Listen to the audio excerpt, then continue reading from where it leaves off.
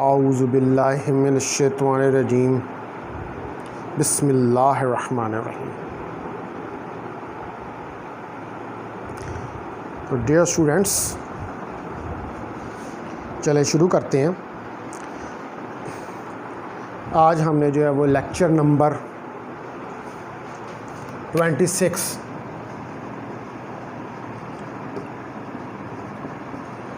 Electricity and magnetism 1, और इस lecture number 26 में आज मैंने आपको बताया था कि किरचॉफ रूल के ऊपर मुझे, या किरचॉफ्स लॉ के ऊपर मुझे कुछ वीडियोस बनानी पड़ेंगी।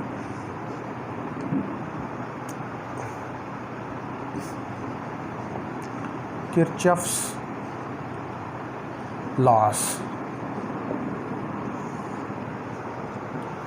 तो हमारे पास किरचॉफ के दो लॉज होते हैं।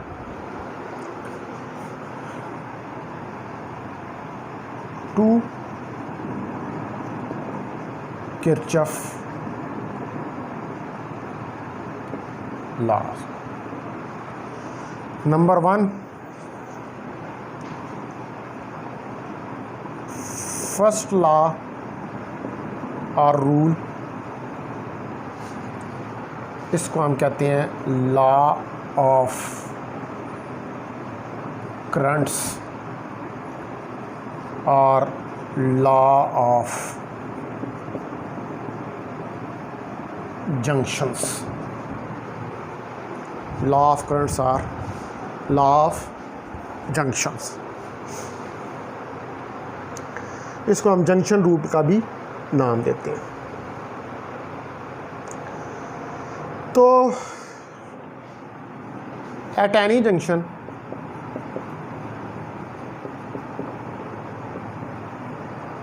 जंक्शन क्या होता है? जंक्शन वो पॉइंट होता है कि जिसके ऊपर दो से ज़्यादा, यानी कि 3 या 4 वायर्स जो हैं वो आपस में मीट कर रही हैं। जंक्शन की डेफिनेशन देख लो। A point on which 3 or more wires meet, mean more than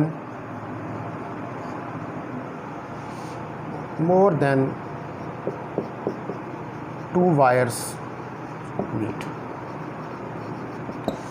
यानी कि 2 से ज़्यादा वायर्स जो हैं वो अगर मीट करें तो ऐसा पॉइंट जो होता है उसको हम जंक्शन का नाम देते हैं।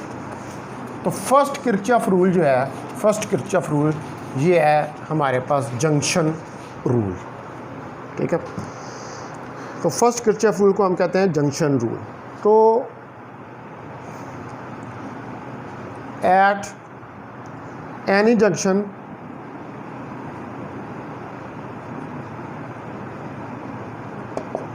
sum of currents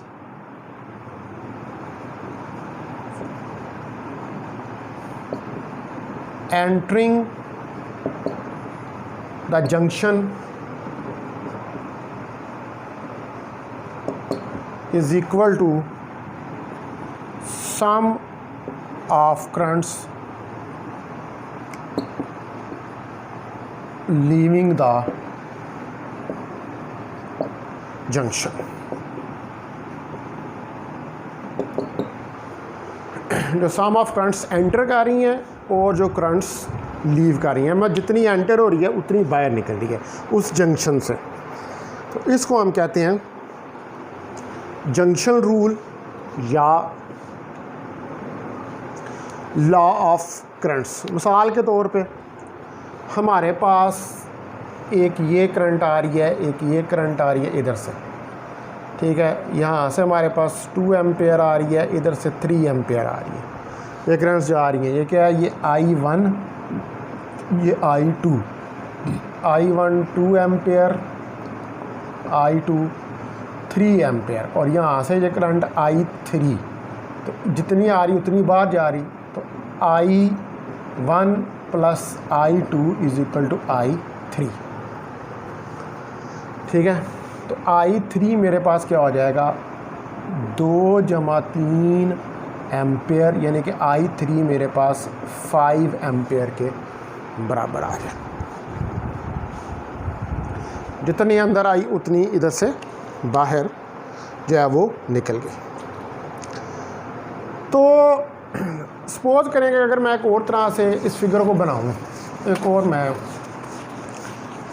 इसी तरह आपको एक एग्जांपल देता हूं कि हमारे पास जो है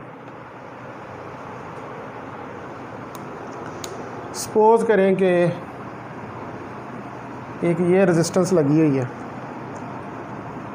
इस तरफ एक रेजिस्टेंस है, यहाँ पे ये एक बैटरी लगी हुई है, इसको मैं कह देता हूँ ये R1 है, ये R2 है, ठीक है। इधर से भी इसको कह देता हूँ R2 है, ये R3 है, और इधर से भी एक आ रही है, ये बैटरी लगी हुई है यहाँ पर, इसको R1 कह देता हूँ, ठीक है। और इस तरफ जा रही है R4। अब इसके अंदर करंट एंटर हो रही है, ये करंट एंटर हुई, इस तरफ करंट इसके अंदर आई, इस तरफ करंट गई और यहाँ से भी बाहर निकल गई। तो मैं कहता हूँ यहाँ से 3 एम्पेयर करंट आ रही है, यहाँ से 4 एम्पेयर, ये पॉइंट जंक्शन है, इस पॉइंट पर यहाँ से 3 एम्पेयर आ रही है, यहाँ से 4 आ रही है। ये देखें यहाँ से 4 एम्पेयर करंट आ रही है, यहाँ से 3 एम्पेयर करंट आ रही है। ये जंक्शन पॉइंट, ये जो सेंटर वाला पॉइंट है, ये क्या है, ये हमारे पास जंक्शन पॉइंट है, ठीक है। ये आगे तो ये जमा हो जाएंगी और ये इस तरफ जा रही है ऐसे R3, ये करंट जो है इस तरफ जा रही है, ये कितनी इस तरफ जा रही है 2 एम्पेयर R3 में से गुजर रही है, और R4 में से I करंट जो है वो इस डायरेक्शन में जा रही है, ठीक है। तो ये हमारे पास क्या हो जाएगा 3 एम्पेयर, या इसको आप कह लें कि ये होगी हमारे पास I1, ये होगी I2, ये होगी I3, ठीक है। तो I1 plus I2, I1 plus I2, ये, और हमारे पास ये बाहर जा रही हैं, ये अंदर आ रही थी, ये बाहर जा रही हैं, ठीक है। I3 प्लस I, ये हमारे पास आ गया। तो I1 3 एम्पेयर प्लस 4 एम्पेयर, और I3 जो है हमारे पास 2 एम्पेयर प्लस I, तो 7 एम्पेयर, 2 एम्पेयर प्लस I, तो I यहाँ से 7 ampere minus 2 ampere, that is equal to 5 ampere. तो ये करंट यहाँ से कितनी जा रही है, ये करंट यहाँ से 5 एम्पेयर की निकल रही है, ठीक होगी जी बात। अब सपोज करें कि हमारे पास एक सर्किट है, मैं ऐसे जो सर्किट आपके समझाने के लिए एक सर्किट जो है उसको बनाता हूँ। एक सर्किट है हमारे पास, ये देखें, ये एक सर्किट है, और इस सर्किट के अंदर ये पार्ट्स हैं हमारे पास, ठीक है। A B F E D C। अब इसमें point A C F D, यहाँ पर दो वायर्स मीट कर रही हैं, लेकिन B और E के ऊपर 2 से ज़्यादा वायर्स मीट कर रही हैं। तो the point eight which 2 wires meet is known as node. ऐसा पॉइंट के जिसके ऊपर 2 वायर्स मीट करें उसको नोड कहते हैं। यानी कि यहाँ पर A सी, एफ और डी आर नोड्स। ये क्या, ये हमारे पास नोड्स हैं। और बी और ई, ये दो पॉइंट्स बी और ई, बी और E R the junction points. इनको हम क्या कहते हैं, जंक्शन पॉइंट्स। ठीक है स्टूडेंट्स,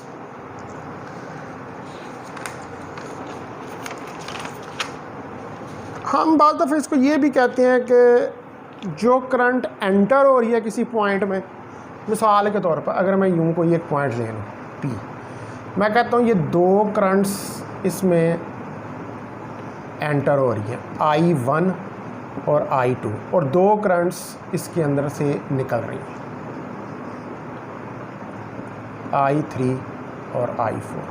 तो हम ये भी कहते हैं कि जितनी करंट्स इसके अंदर एंटर हो रही हैं वो पॉजिटिव और जितनी निकल रही हैं वो नेगेटिव, यानी इनका सम ले लें, summation I is equal to 0। ठीक है, सपोज करें कि हमारे पास ये कितना है, I1 प्लस I2 एंटर हो रही है minus I3 minus I4 that is equal to 0। तो summation I is equal to 0, ये इसकी मैथमेटिकल फॉर्म। तो वही जो पिछली फिगर मैंने बनाई थी, ठीक है, वो करंट्स वाली, तो उसमें अगर हम देखें तो हमारे पास क्या आएगा, 3 + 4 - 2 - 5 इज़ इक्वल टू 0। ठीक है जी, ये चीज़ जो है ये हमारे पास आ जाएगी। ये बड़ा आसान लॉ है, ये आप इसको सिंपली समझें कि जितनी करंट्स पॉइंट किसी में एंटर हो रही हैं उतनी करंट्स उस पॉइंट से बाहर भी निकल रही हैं। तो ये एक बेसिक प्रिंसिपल के ऊपर ये किरचॉफ का फर्स्ट रूल या जंक्शन रूल जो है वो बेस करता है, और वो है प्रिंसिपल है law of conservation of charge. ठीक है जी,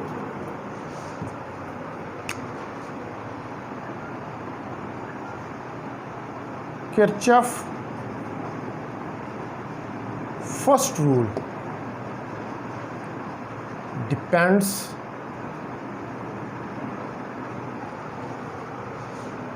upon the law of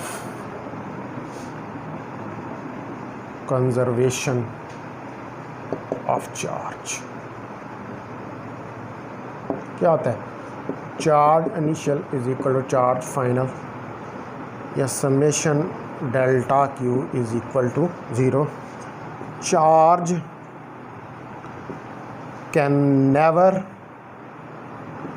be created and can never be destroyed, but it can flow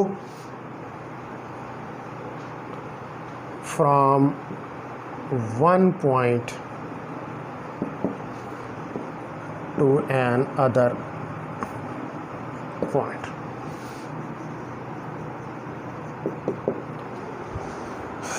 लेकिन ये एक पॉइंट से दूसरे पॉइंट की तरफ मूव जो है वो कर सकते हैं। तो हम इसको इस लॉ को लॉ ऑफ करंट्स भी कहते हैं कि जितनी करंट्स या जितना चार्ज, देखें करंट भी क्या चार्ज है ना, फ्लो ऑफ चार्ज है, जितना चार्ज एंटर हो रहा है उतना ही चार्ज जो है वो वहाँ से बाहर जो है वो निकल रहा है। तो ये मेरे पास है किरचॉफ का फर्स्ट रूल। अभी हम इसका सेकंड रूल भी डिस्कस करेंगे।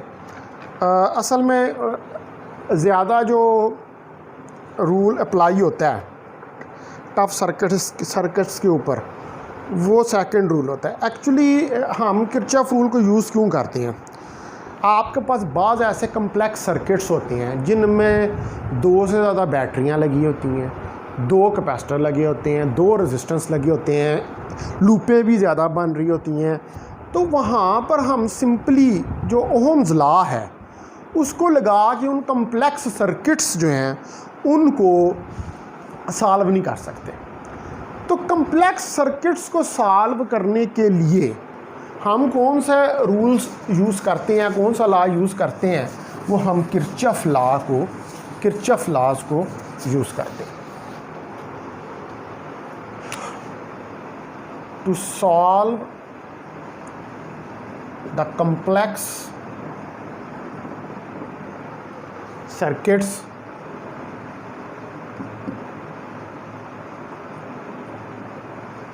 Kirchhoff laws are used।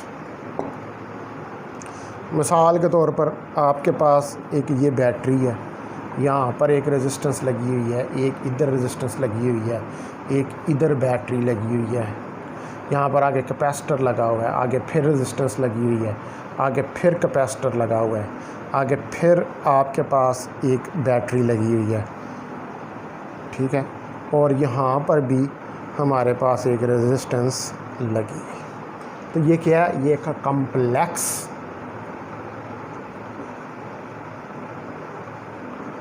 Circuit है। तो इस कम्प्लेक्स सर्किट को आप आम सिंपल ओहम्स लॉ से नहीं सॉल्व कर। This circuit can not be solved easily by Ohm's law। तो इस किस्म के सर्किट्स के लिए हम क्या यूज़ करते हैं, हम किरचॉफ रूल को यूज़ करते हैं। इसमें 2 रूल होते हैं। पहला लॉ ऑफ करंट्स मैंने आपको पढ़ा दिया, अब कल नेक्स्ट लेक्चर जो है उसमें मैं सेकंड रूल पढ़ाऊँगा। आपसे वादा किया हुआ है कि एक ही जो है वो लेक्चर इलेक्ट्रिसिटी मैग्नेटिज्म का हुआ करेगा, एक ही टॉपिक। ये बस आपका आखिरी टॉपिक है, इसके बाद आपका कोर्स जो है वो ख़त्म हो जाएगा। आप मुझसे क्वेश्चन नहीं करते, आपको बहुत ज़्यादा समझ आ रही है लगता है मुझे। तो कल फिर जो है वो सेकंड को हम करेंगे। अब इजाज़त दीजिए मुझे। खुदा हाफिज़। अस्सलामु अलैकुम वरहमतुल्लाहि वबरकातुहू।